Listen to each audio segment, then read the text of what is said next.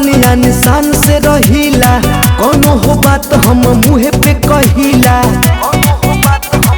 अरे सुन, होई पसवान या निशान से रहिला, कोनो हो बात हम मुँह पे कहिला।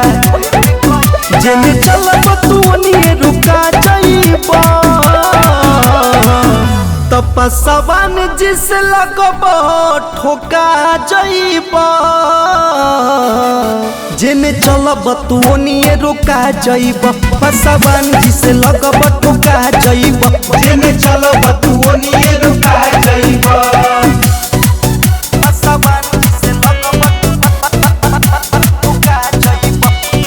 ए बाबू, हथियार से डर ना लगे हमरा जान के, सुना काहे कि बेटा हई पसवान के।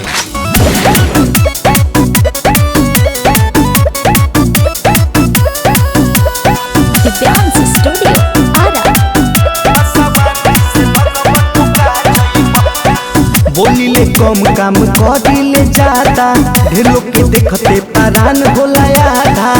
दुनिया से लड़ जाइब जदि नेक बाइरादा, नेक बाइरादा हो नेक बाइरादा। बट सर के जिगर तू चा जाइबा,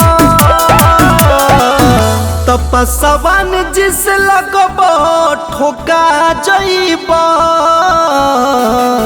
जेने चलब तू ओनिए रुका जाइबा, पसवान जिस लगब ठोका जाइबा। जेने चलब तू ओनिए रुका जाइबा।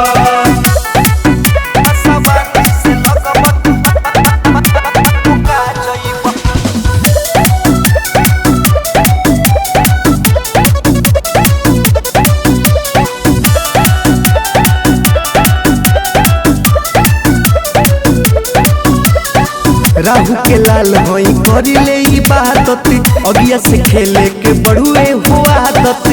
कुछु करी हले के रमेश से इजाजत, लेके इजाजत हो लेके इजाजत। कहिलल भोजपुरी तू टंगा जाइबा,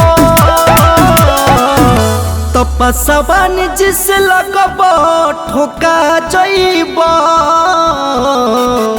जेने चलब तू ओनिए रुका जाइबा, पसवान जिस लगब ठोका जाइबा। जेने चलब तू ओनिए